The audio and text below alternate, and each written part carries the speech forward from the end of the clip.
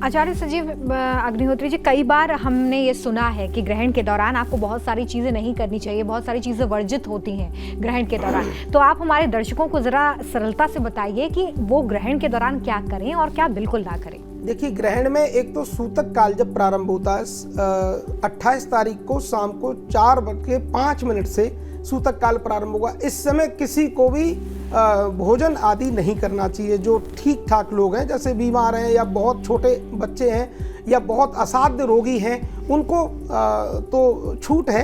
और जो गर्भवती माताएं बहनें, उनके लिए भी छूट है, क्योंकि उनके साथ में एक बहुत छोटा शिशु उनके उदरस्थ होता है, तो वो लोग ले सकते हैं। लेकिन ग्रहण काल में उनको भी कुछ नहीं लेना चाहिए। और इस समय जो गर्भवती माताएं बहनें हैं, उनको बहुत सावधानी रखनी चाहिए।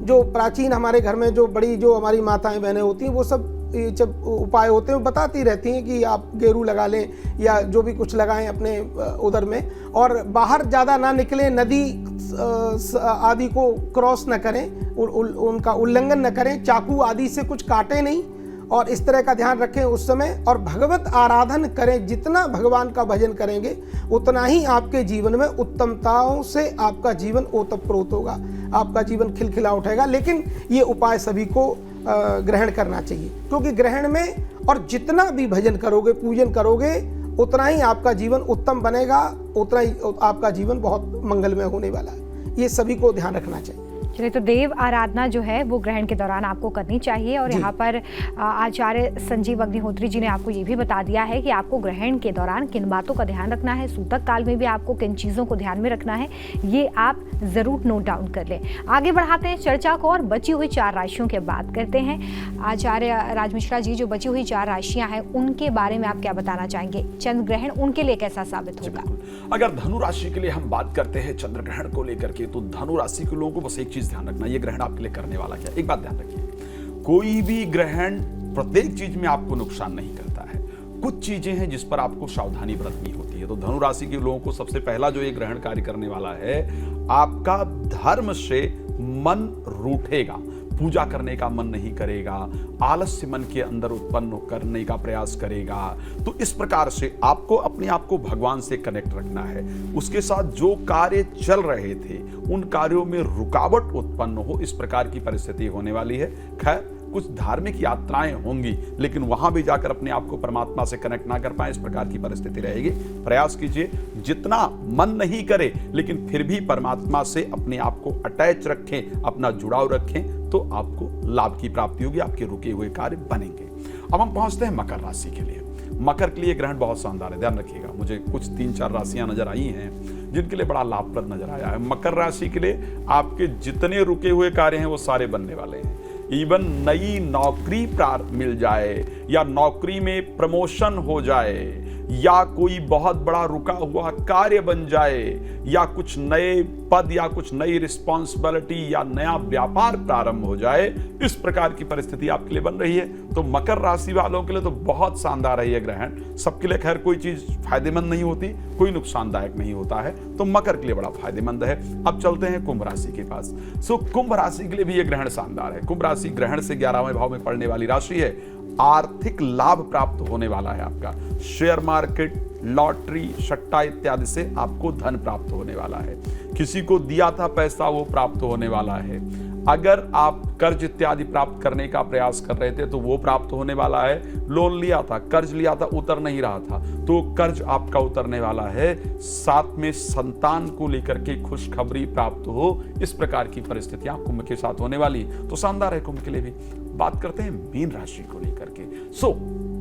मीन राशि के लिए, क्योंकि यह ग्रहण द्वादश भाव में घटित होने जा रहा है मीन राशि के, ऐसी परिस्थिति के अंतर्गत मीन राशि द्वादश भाव में पड़ेगी ग्रहण से, आपको नींद में प्रॉब्लम पैदा कर सकता है। नींद आने में दिक्कत होगी, बुरे स्वप्न आपको परेशान करेंगे, और उसके साथ साथ कोर्ट कचहरी संबंधित मामले आपको परेशान करेंगे। पर हां, जो लोग विदेश यात्रा के लिए प्रयास कर रहे हैं, सफलता नहीं मिल रही है, तो आपकी विदेश यात्रा होने वाली ये ग्रहण आपके लिए विदेश यात्रा कराने वाला होगा। तो ये परिस्थितियां रहेंगी जिन राशियों के लिए खराब रहा है। क्या करना चाहिए? रोमिता जी का प्रश्न होगा तो जरूर उस पर आएंगे। जी रोमिता। बिल्कुल, देखिए ये प्रश्न हम जरूर लेंगे। फिलहाल इस चर्चा को आगे बढ़ाते हैं। आपने ये जान लिया है कि आपकी राशि के हिसाब से आपको ग्रहण पर क्या करना है और क्या नहीं करना है। साथ ही इस बात का ध्यान रखिए कि ग्रहण सबके लिए बराबर नहीं होता, इसलिए इसका असर जो है वो अलग अलग देखने के लिए मिलता है। लेकिन चंद्र ग्रहण के दौरान ये कहा जाता है कि आपको कुछ बातों की सावधानी रखनी होती है। तो चंद्र ग्रहण से पहले और बाद में आपको क्या करना है, क्या नहीं करना है, आचार्य संजीव अग्निहोत्री जी इसके बारे में हमें बताएं। जी, चंद्र ग्रहण के पहले और बाद में हमें क्या करना है? जी बिल्कुल। चंद्र ग्रहण के समय देखिए भजन करना चाहिए। यदि आप वैदिक हैं, यदि आपका यज्ञोपवीत संस्कार हो गया है, तो चंद्र ग्रहण के अंतर्गत भजन जितना हो सके मंत्रों का करिए, क्योंकि उस समय ग्रहण में भजन करने से मंत्र आपको सिद्ध हो जाते हैं। या फिर उस समय अगर आप वैदिक हैं तो यज्ञोपवीत संस्कार आदि हो चुका है तो आप यज्ञ भी कर सकते हैं, होम कर सकते हैं, बड़ा पुण्य मिलता है, बहुत पुण्य मिलता है और इसमें लाख गुना पुण्य बढ़ जाता है। साधारण जो भजन करते हो और ग्रहण में यदि भजन किया जाए तो उस समय करने से उसका कई लाख गुना उसका पुण्य बढ़ जाता है। तो उस समय खूब यज्ञ हवन करना चाहिए। उसके बाद फिर घर को सफाई करके उसमें फिर पवित्रता से गंगा स्नान इत्यादि करके संध्या वंदन समायुक्त होकर भजन पूजा करके आदि मतलब घर में जल का छिड़काव करें, गंगा जल का छिड़काव करें ताकि घर से जो निगेटिविटी है वो निकले और घर को पवित्र बनाएं। इसके बाद पुनः चावल का या सतनजा का आदि का दान करें। इस समय गरीबों को दान देने के लिए भी लिखा हुआ है। तो जो भी लोग आते हैं, कई बार लोग मांगने वाले आते ही रहते हैं जगह जगह, तो उनको सभी को यथा जो आपकी श्रद्धा शक्ति है उस शक्ति के अनुसार उनको दान करें, गरीबों को भोजन कराएं, बहुत आपको पुण्य की प्राप्ति होती है। इन चीज़ों का बड़ा ध्यान रखना चाहिए। दान देने से कभी घटता नहीं है, दान देने से सदैव बढ़ता रहता है। आपके जीवन में उन्नति के सारे द्वार खुलते हैं।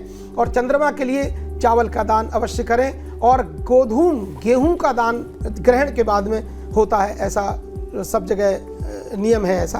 तो गोधूम गेहूं का दान करें, सभी को गरीबों को दान करें और अगर संभव हो तो गौदान करें। गौदान का बड़ा महत्व तो चंद्र ग्रहण के बाद अगर गौदान करते हैं तो बहुत उत्तम होता है। ब्राह्मणों को अगले दिन अगर आप भोजन आदि कराते हैं तो बहुत अच्छा होता है। कार्तिक का महीना आज के दिन से ही प्रारंभ हो जाएगा और आज से हमारे व्रज में और संपूर्ण सृष्टि में हमारी माताएं बहनें कार्तिक स्नान करती, जिनको अक्षय पुण्य की प्राप्ति होती है। दीपदान का बड़ा महत्व है। तो ग्रहण काल में भी आप दीपदान कर सकते हैं और भजन कर सकते हैं। भजन का बड़ा विशिष्ट महत्व है। आपके जीवन में हर तरह की संपत्ति, सुख, सौभाग्य आपको प्राप्त होगा। धन्यवाद।